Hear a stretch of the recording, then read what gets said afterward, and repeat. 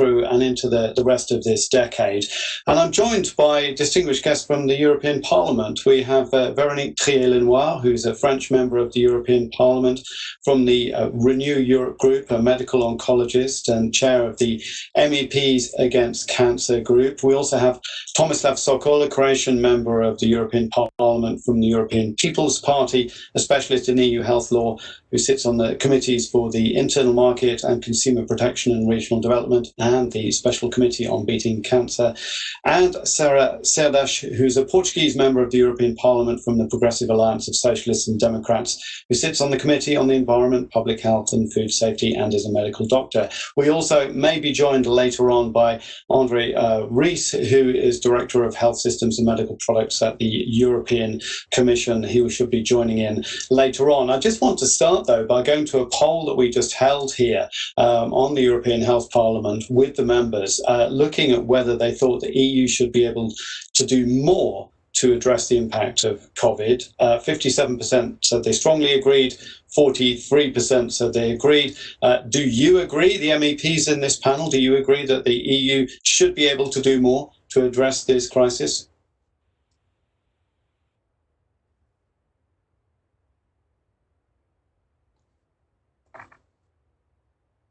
May I?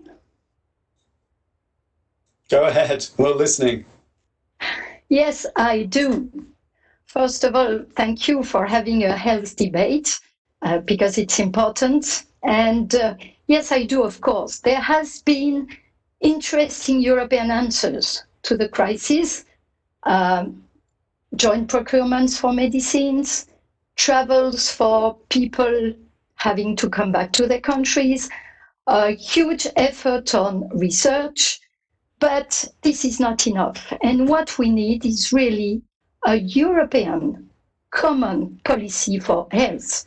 We are right now, most of the pro-European groups in the parliament, pushing what we call a resolution, ask for common and harmonized strategies to manage the crisis from one country to another, because what we don't want to see anymore is the disorganization, the chaos at the frontiers, which is based on the fact that the governments do not trust each other. They set up national selfish measures, and when people travel, be them tourists or businessmen or students, they have to follow rules that are different, that are disorganized. So of course, we have to do much better, and we have to push efforts on research and innovations on vaccines. What does a pan-European health structure look like? I mean, you would need to make some serious changes to the treaties, the laws, etc. What do you actually imagine that you'd like to see? You probably do not need so much to go to the treaties. We have European organizations. We have not less than 5 agencies, but they have to be upgraded in their missions and resources. They have to work together, which they don't always do. And above all, we have to convince the member states that it would be a win-win organization to work together, to converge on common sanitary measures instead of being, stuck to national strategies. So we do need money. I think we will talk about budget later on, but we also, above all, need a political will from the member states. And this is what we are asking for. You obviously have the political will, but tell me about the split really on that, and maybe one of the other MEPs can come in on that, because I'm sure there's a lot of skepticism in some other countries. Hello, maybe I can jump in at the moment. First of all, to say good morning to all of you, and first to congratulate the European Health Parliament to have this event and for all the work that you have been organizing and producing in these last couple of months that were a bit different than usual with the pandemic. And also to stress a bit of what my colleague Véronique already said, I agree that we do need more EU action, and that was very patent in a pandemic. The problem here, and that you said, Jeremy, we are constrained by the treaties that health is a competence of member states. But we have something very important, which is its EU mandate to protect the health of its citizens, the public health, and to promote health in these citizens. So I do agree that we can go further on EU mandate for health without touching the treaty. But it's important to understand that also, even if this is a competence of member states, you have SARS-CoV-2 that does not look at borders. It doesn't. For the virus, it doesn't matter if it's hitting Barcelona or if it's hitting Bulgaria or other member states.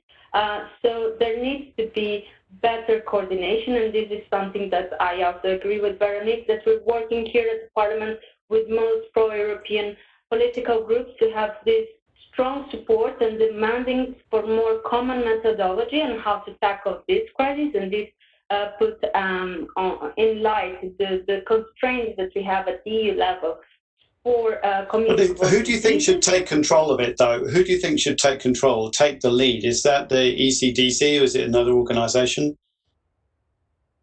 ECDC at the moment is a consultative agency. So as Véronique was saying, and I just wanted to complete that, is that we need to strengthen the ECDC mandate. We have outstanding epidemiologists working not only in ECDC but in all member states. I myself, I'm a medical doctor in public health. I worked in the pandemic with public health agencies, and I must say that you have the expertise at the EU level. There needs to be better action at the political level to come and converge for a common response, for a common methodology. How are we counting data? How are we providing and taking out information from the data? Because this is very important. And to have common benchmarks for the public health decisions to be made in a harmonized way across the EU, and not differently, even within regions of the same member states, you have different measures being put in place for different assessments of risk. So there needs to be a more common framework for risk assessment, but the ECDC already has the tools for that, but we need to improve it with better resources, but also to strengthen its mandate. And that's it's up to us in the Parliament, but also up to the Council with the Member States, but also the Commission. There's often an east-west divide or a north-south divide on political debates in Europe. Maybe MEP Sokol can come in on this. Is that the case also when it comes to health on the splits? Thank you, Jeremy, very much for the question, and also I would like to thank the organizers for having me here. I just wanted to briefly return to what was said before. I mean, it's often said that the EU has no power to regulate health policy, etc. But essentially, that's only an excuse. Actually, if you look at the treaties, you have a lot of powers. Maybe not under the Article 168, which specifically deals with healthcare, but you have internal market, which says that you cannot, for instance, impose export restrictions for any goods, and especially, of course, on medical products, face masks, and things like that. You have the European semester, which can influence European Union national health policies. You have the budget and innovation and research programs, cohesion policy, which can be used to invest into medical infrastructure. So it's not a question of the power, of the legal power and competence, but actually the lack of political will to actually have an EU health policy. Because if you look at different parts of what EU health policy is today, like cross-border healthcare, for instance, it was always kind of a result of ad hoc situations, ad hoc solutions. For instance, cross-border healthcare directive was adopted because of the pressure from the European Court of Justice, the patient organizations, etc. So the problem up until now has been that there was no political will to have a common EU health policy. And that was spread across different member states. So you cannot speak really about east-west or north-south divide. So definitely, I think we have a lot of already powers that have not been used today. For instance, as I already mentioned, export restrictions on medical equipment. That's a direct breach of the treaty provisions of free movement of goods, for instance. And that was one of the big problems, especially in the beginning of the crisis. So definitely, we need the common European response. And in the beginning, there were big problems with this, but now I think things are changing for the better. If you speak about divides, of course, if you look at the east and west, the problem in the east is the lack of basic medical infrastructure. In many areas, the brain drain, so many medical doctors exercising their rights based on free movement of persons to go and work in other member states. So that's definitely one of the problems. And of course, but where these problems are mostly focused are when we discuss European Union budget. And you know that we're now in the process of negotiating the next 7-year budget. We have the new plan that was adopted by the European Council, but the part which deals specifically with COVID-19. But we also now have the multi-annual financial framework, which needs to be approved by the Parliament. And the Parliament has made a strong point that some points that were agreed by the member states in the EU Council are not acceptable. For instance, one of the biggest reductions in terms of EU budget by the member states was in the health policy. And I think that we cannot speak about normal and efficient EU health policy on all levels if you don't have a self-standing, strong health program with the European budget, which would finance innovation in healthcare, medical screening, prevention, cross-border cooperation, which is very important, especially in cases of epidemic diseases such as this one. So definitely, you can see that some member states, in that sense, are always reluctant to give more powers or more resources to the European Union. In most cases, this is motivated by domestic political situations. So if you have strong Eurosceptic parties and you have elections, for instance, in some member states, then you don't want to be seen as maybe being too pro-European. So that's the problem in some member states, and unfortunately, a lot of these decisions are influenced by domestic political situations in some member states. But I hope that this will not, in the end, prevent us from having a self-standing EU health program, and that also the Parliament will do its part, and it's doing it already, to have a strong European Union budget, not in terms of only the health program, but also in terms of financing research and innovation as well. Because I think that will be one of the most important things. And the final thing, also cohesion policy, which is crucial for investing into medical infrastructure in some regions of the EU.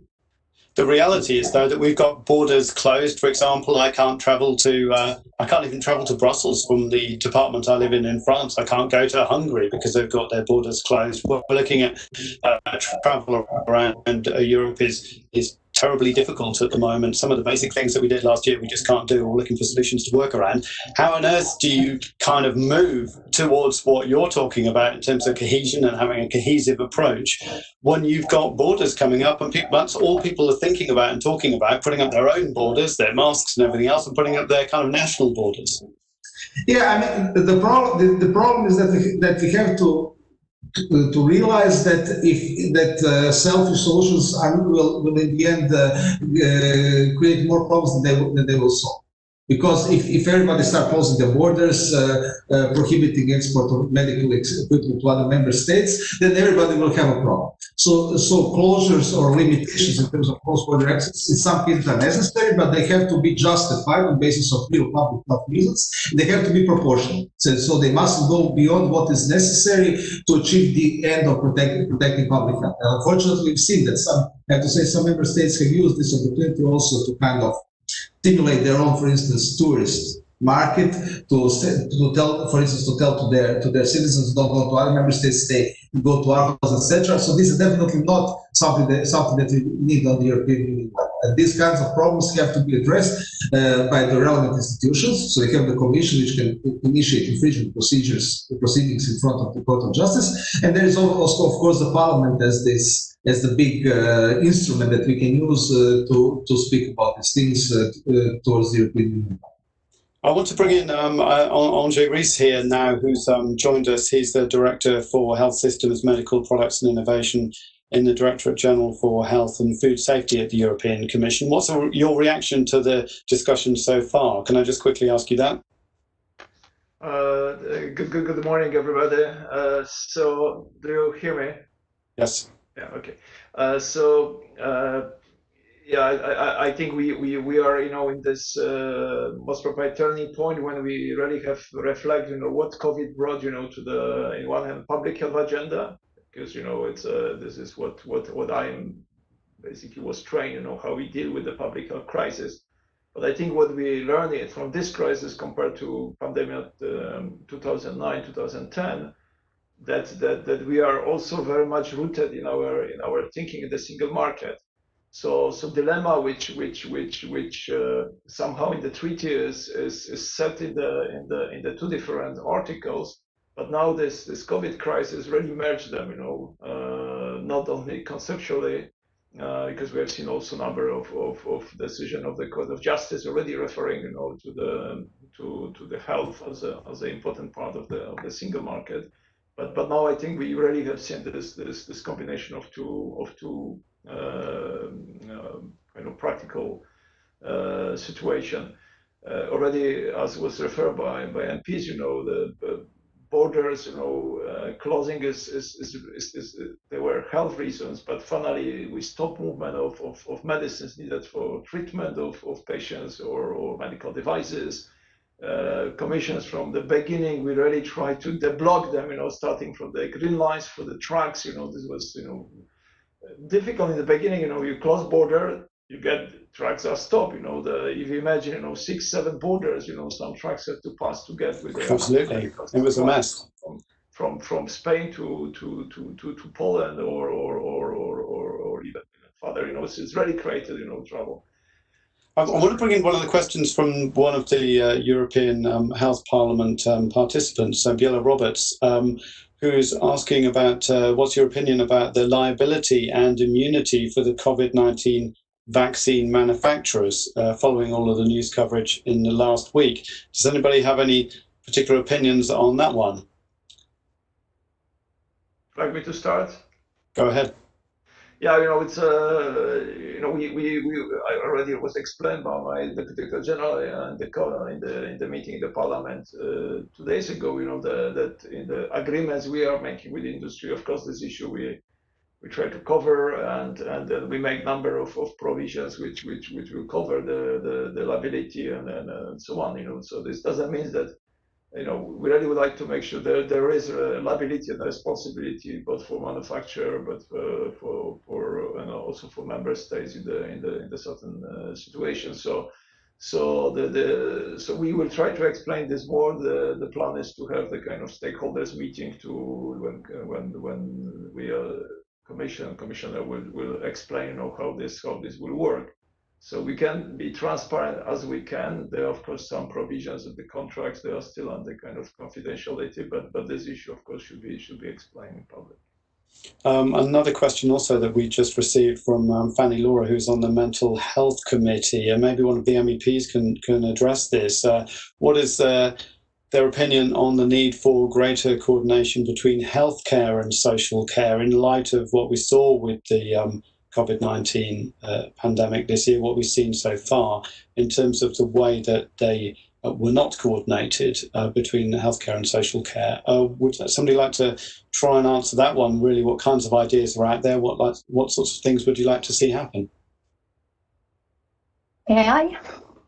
It is absolutely fundamental. I have the privilege to sit both in the Public Health Committee and in the Employment Committee, and there are a huge number of subjects that link, without surprise, the medical aspects, the health aspects, and social aspects. Let me give you 2 examples. The first one is, of course, the mental health and well-being at work, which is really fundamental. You cannot be healthy if you are not well and healthy at work. The second one would be how much important it is to have correct housing conditions. This is also a very important question. So what we have to deal with is health in all European policies, social affairs, but also transportation, agriculture, employment, etc., etc. I think it is very interesting to see in the recommendations by the young members of the European Health Parliament that they have this global view of how health can impact and has to impact in all policies. And of course, social affairs is a very important one. Now is the time to seize the opportunity to push it forward in the agenda. That's been a lot of the discussion already this morning. You're in the heart of Brussels, although I think that, Véronique, you're literally in Lyon at the moment. But let's say your job takes you to the heart of Brussels and the politics. Are those conversations being had? Are people saying we need health in our transport policy or our education policy more than we have done in the past? We are going to push this topic together with Sara, who is very much committed with me in the EU Health Programme, the health programme for the coming years, which sadly is not as much financed as we could expect. But as I said, money is not the only issue. And if we are able, all together, MEPs, to show that we want to talk about health in many subjects in the Parliament and convince the member states that we have to do so, it will be really a very important step to go through. To come back to what kind of obstacles are you encountering now when you have that conversation? Because you're clearly convinced by it, but I'm sure that you encounter obstacles. What are the obstacles? Not just the money ones, but do you meet mindset problems as well? Or is it just practical, we don't really quite know how to do it kind of problems? Health is a national prerogative of the member states. So the problem is that if we talk about money, if we talk about the recovery plan, what is a priority for them is to get the money for their country. And I have nothing to say against it. But in parallel, they have to be able to think of common measures, common policies, and sharing practices. The reason why, Jeremy, you cannot go to Brussels right now, at least you can go, but it's very difficult, is that between France and Belgium, the definition of a positive case is not the same. The test you could do in France is not recognized by Belgium. The way Belgium considers that a zone is red or green is not based on the same data, and it's not the same. So the reason why the frontiers are difficult to cross is that the sanitary measures are not harmonized. This is the topic on which we are going to push. Next week, in the plenary session of the Parliament, we will defend a resolution having some considerations on it, some proposals, together with the Commission, because there have been interesting proposals last week from the Commission, but we have to work on sanitary measures to allow you to travel in good conditions. Yeah, I mean, we have standards for so many things, and if there's one thing Europe's good at is setting standards. Isn't it crazy that we don't have a standard for those kinds of things? And is that the case for other healthcare standards across borders?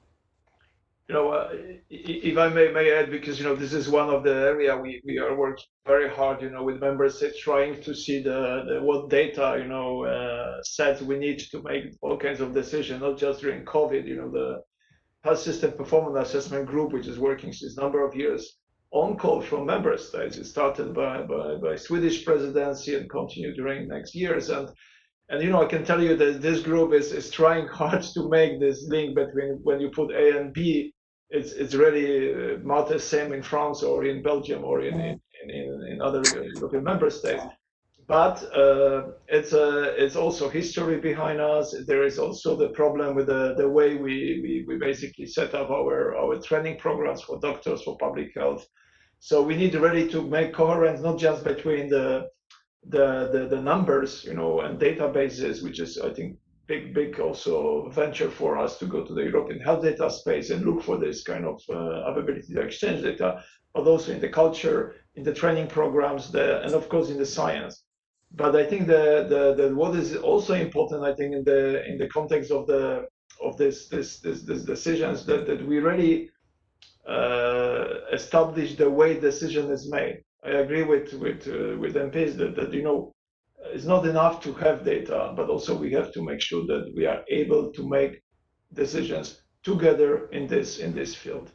one of the recommendations that we've had, lots of the policy recommendations from the European Health Parliament this time talk about cross-border health. And I know, MEP Sokol, that you're very much an expert on this. What are the barriers from your point of view, and what are the kind of easy wins that we can allow us to overcome these kinds of barriers that we've got?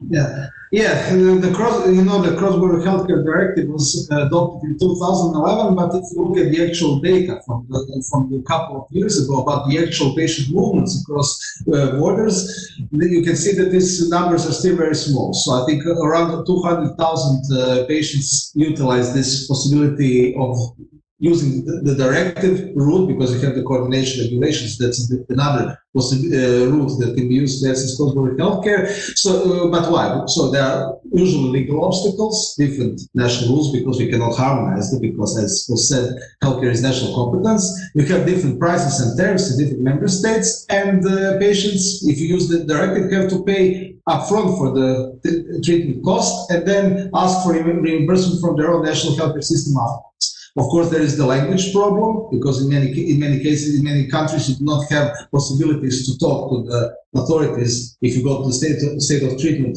in your own language. The problem of course, geographical distances, etc. So a lot of problems that exist that can be tackled by additional new investment.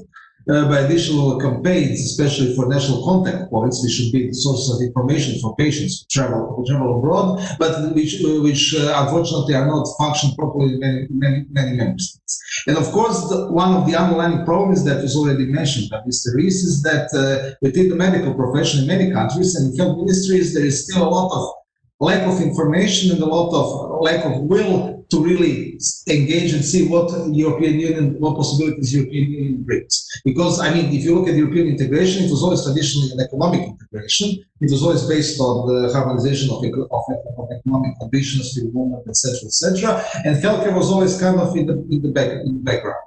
And there is no tradition within the health authorities of coordinating and exchanging data and information with other parts of with other ministries and also with European institutions, etc. So the healthcare is still not perceived as something European. This is something that we definitely have to change. Of course, education is one of the areas which can be used. And of course, what I already proposed, and I will continue to work on this initiative, is to create actually a specific cross-border healthcare fund by the EU, which should not be that small, which should be less than 1% of the entire EU budget, which will finance these kinds of cross-border health. So to cover this difference in different treatment costs, different prices in different member states, but also to actually invest into creating cross-border centers of excellence. So that you don't have center on, I don't know, for instance, liver transplant in different member states, which are two centers which are 20 kilometers apart. I think in many member states, I can speak from my case of my country, Croatia, the problem of efficient organization of the healthcare system, especially the territorial spread and the allocation of resources, is always a problem. And of course, that's even a bigger problem on the European Union level, where you have member states where each one has its own healthcare policy. So working on coordinating these kinds of approaches to finance joint centers of excellence, which will cover different regions, which are neighboring regions in different member states, is definitely something that can be used to actually help create European Union common health policy. And of course, some of the propositions from the European Health Parliament are also talking about e-health and digital healthcare. Is that actually the way around this problem, that we break down barriers in different kinds of ways by using technology to overcome them? Definitely. That's one of the great possibilities. We don't actually have to travel abroad to get a medical opinion, and we already have provisions on e-health within the cross-border healthcare directive. And one area where a lot of work has already been done are the European reference networks. So networks of healthcare providers in different member states, where you already have the exchange of data on certain medical conditions and treatments, which something is definitely way forward. But what we definitely need is a common European Union legislation, which will should regulate the way how the data is used, how it is exchanged, the standards of data protection. Of course, we already have the GDPR, but I think that definitely healthcare is specific, and we need more specific EU-level rules which would enable us to actually have this kind of common data space that patient data is used by providers in different member states, which would make it easy, which would make life easier for both patients and providers. Well, one of the questions we had from Fausto Camonde, who's asking basically about whether, do we need to pursue this quest for consensus, or are there other ways that you can use, other strategies to get everybody to cooperate? Because it doesn't seem to me that you are going to get politicians, at least across all of the different countries, to agree. But are there other ways that you can actually build that without necessarily having kind of political consensus? Can you just go ahead with some other strategy? Maybe Sarah can come in on that. I haven't heard from you in a while. Yes, that's a really interesting question. Of course, we need consensus. Of course, we are far from reaching a political consensus, but we need to understand that we're working in a European Union, and the grouping of 27 member states is much bigger than it's itself separated. So it's important to understand also, and I would like to tackle something that Tomislav and Véronique talked about and grab it together, which is the opportunity to have this better cross-border health and the digitalization and the importance of have digitalization for professionals. But I would like to tackle that with another thing that Véronique said, which is when she spoke about the social determinants of health and more specifically about employment. And there's one thing that we must not forget, and being a medical doctor myself, I have been very sensitive to this issue, which is the techno-stress on health professionals. Because in a matter of months, the healthcare provision has been changed, and we have been having more e-health, more telemedicine.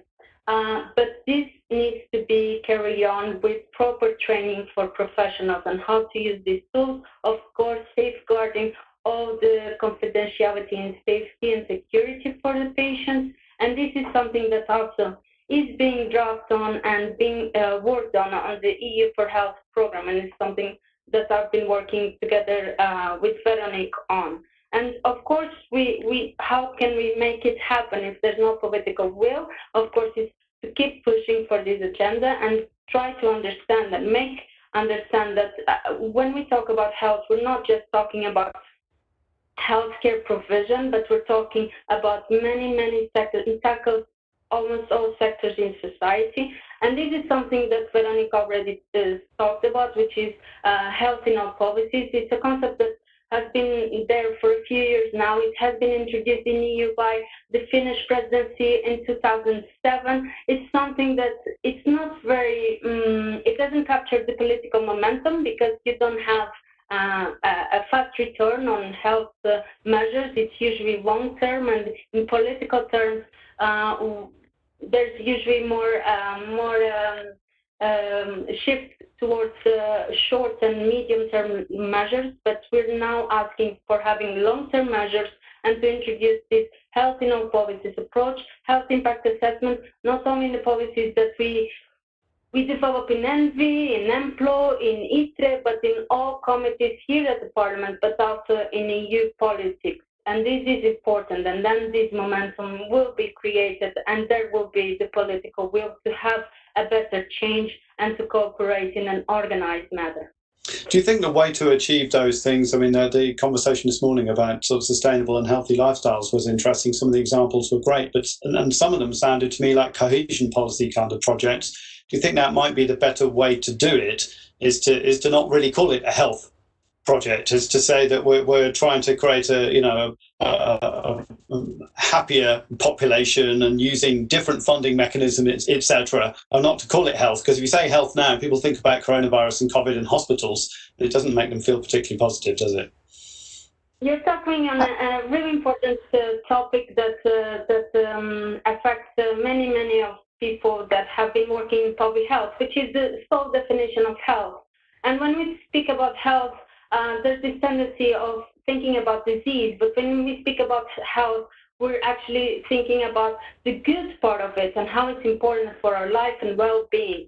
And of course, when we talk about health now, people think about COVID-19, and health has been in the core of the agenda in the last few months, and it's really good that it's there. But for healthy lifestyles and sustainability, we must not forget that health tackles many, and goes beyond many sectors than those from healthcare provision, healthcare systems. It goes, as it was said here before, the social system, the environment, the conditions where people live and work, the cities, urbanization, and all of this contributes for healthy lifestyles. I don't believe we should call it any other name. Health, even though the definition of health has I think it's older than any of us here present, but it's still the most agreed definition, even though it's not perfect. But we must not forget it's not only about the physical, but also for the mental and the social well-being of the individual. And this is something that we can do, and we don't need to move the treaties to do this and to work for better physical, mental, and social health and well-being. Yeah, let's have a quick chat about mental health, because there was a very interesting discussion about that this morning as well. Where are we now in 2020 post-coronavirus when it comes to mental health? What's the situation? What are the big challenges? And what are the solutions that you're interested in as members of the Parliament? I would say that we have a huge opportunity with the Green Deal, because the Green Deal carries many concerns on health prevention, which is very important.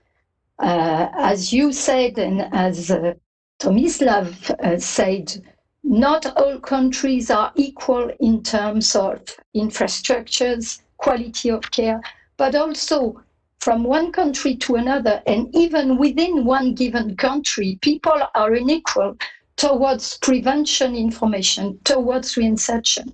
Talking about prevention, the Green Deal is talking about climate change. It has many impacts on health. It's talking about zero pollution. It's talking about healthy nutrition, and it's talking about ETS in the air. So it's really covering a huge number of subjects related to health. Not later than this morning, there was a report to show that 1 out of 8 deaths in Europe is linked to environment. So of course, there is a very close link between two. And when we are working on the Green Deal, what we are doing with Sara in the ENVI committee, we are talking about health, and we are pushing health topics. So you're kind of putting in those environmental issues that we have, and we know that pollution is a great killer and everything else. You think those things can actually play, do you think those things can play a role in mental health situations as well? Because we talked about workplaces also come up in the conversation. Do you think those things all play into mental health conversations? There is a clear link between the pollution in the industries or at work and cancer. Of course, it affects mental health. If you are exposed to a carcinogen, you are anxious, and at least you are anxious, and at worst, you could get cancer. So this is really a strong link that I can show, and it has been pointed out in the recommendations of the European Health Parliament. They also talked about cancer, and there's been an awful lot of talk about cancer in the European Health Parliament over the years about beating cancer. The same question as I put to the Commission Vice President, really. Have we taken our eye off the ball when it comes to that? Are we not focusing on that enough in Europe properly? Or is it actually an opportunity for us to say, well, we can unify around that politically as a goal on a European scale, because everybody knows what it is and everybody knows it's a problem? This week, we have pushed the Commission to get rid of titan dioxide, a known carcinogen, and to ask for rapid and definitive ban. It has been done at the European level. It is the kind of situation where we can work on zero pollution in the Parliament together with the Commission and be very active for the health of our citizens. And we're about to run out of time, actually. I'm just looking at my clock over here. I was thinking it might be a good idea if we just went around the different guests that we've got on the panel and you just gave us some of your, just gave us 30 seconds, and I mean try to go for 30 seconds, of your feedback on the recommendations from the European Health Parliament, which were on tackling cancer. They were on about sustainable and healthy lifestyles, mental health, interconnected care and innovation in Europe as well. Would you like to just, Véronique, given that you were talking just now, give us your 30 seconds, your feedback on some of the key points, the things that you think are the big takeaways from the recommendations this time? Very difficult because the recommendations are very good, but to choose one, our main goal should be to tackle health inequalities, geographical, educational, medical, social inequalities is really a main goal, and we need the European level to succeed. 30 seconds. Well done. And that was less, I think. Sara, would you like to go ahead? If it was less, I would say that the fight against cancer could be a very good model to intend these inequalities, because cancer is really an area where we are unequal, as I said. Rare cancers are really inequally treated all over Europe. So let's stick to the plan, to the cancer plan, and then we will work for chronic diseases. And I'm sure that Sara, who is smiling, will relay my talk. So that's 30 seconds now. Go ahead, Sara. Yeah, I agree. This is something, an ongoing discussion we have been having also, shadow rapporteurs for the EU for Health, is how we, through cancer, can also tackle other non-communicable diseases, and that's quite important to be overreach. I would have to say, first of all, congratulations. These recommendations are all very highly relevant. You've done an outstanding job. I would like to, if I had to pick one, I would like to choose one that has been the topic of my PhD studies, which is work and mental health, and how healthy workspaces are directly linked to better health and better mental health. With this pandemic, we have seen a setback on this part. There has been more flexibility on the workspace and a better fight for preventive, but there has been so many setbacks for the different workers all around the globe, and more specifically the EU. And this is without a doubt something that we need to be very careful in the coming years, because mental health is a bit of insidious. And even though it's a pandemic at the moment, it's something that we really need to be aware, because it's not like COVID that you can see that the person has the disease. It goes beyond it. Okay, thank you very much. I think you went slightly over your 30 seconds there, but it's okay. MEP Sokol, go ahead. Thank you very much. All recommendations are very good. They actually cover all the crucial areas of EU health policy, which will be the crucial areas also in the future. Since I did my PhD at K11 on cross-border healthcare, so this is definitely a topic that I'm most familiar on. But I think that's a very good area as well, because it can also be used to address some of the other issues, like, for instance, tackling health inequalities, like using the cross-border healthcare directive to invest more into cross-border centers of excellence, cross-border contracting, to help patients create fund funding cross-border healthcare. So this is something that can definitely be used also to tackle cross-border healthcare inequalities, and also to battle cancer, which is unfortunately, because of the COVID-19, has been put maybe less in the back burner, let's say. So it's not that much in focus now, also of the healthcare systems, but it's something that we definitely have to work on, because cancer has not stopped and other diseases have not stopped because of COVID-19, and we'll have to put our focus back on this. And just two additional thoughts. About reducing healthcare inequality. So there is one information that I always mention, and that is that actually cohesion policy is the main source of EU investments into health. So cohesion policy is very important. Its purpose is to reduce inequalities in terms of living standards across the EU. This is something that can definitely be used also to invest more money, more resources into healthcare, health infrastructure, etc. And just one last thought: we actually already have the treaty provision which says, Article 9 of the Treaty on the Functioning of the European Union, which says that healthcare policies should be taken into account into defining other EU policies. So we already have the legal basis for this, but we need to give it more flesh. So we need to actually make it more live, to create more implementing legislation, and to really make sure that healthcare, as for instance environmental policy, is really put into as a part to become a part of all other EU policies. Thank you very much for that. To Sokol, to Rees from the Commission.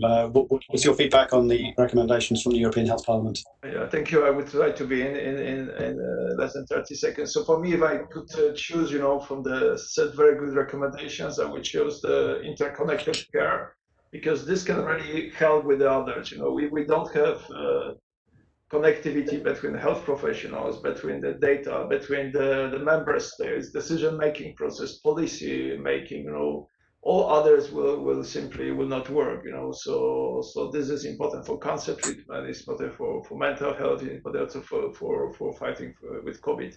So my favorite one would be this one, because it can really help for everybody: politicians, doctors, and scientists, and of course also develop new products for industry.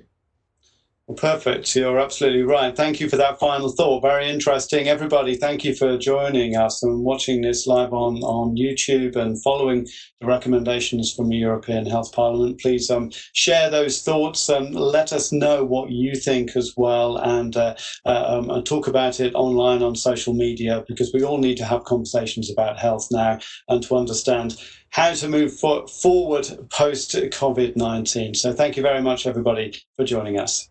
Thank you very much. Thank you. Bye-bye. Thank you. Bye. Thank you. Bye-bye.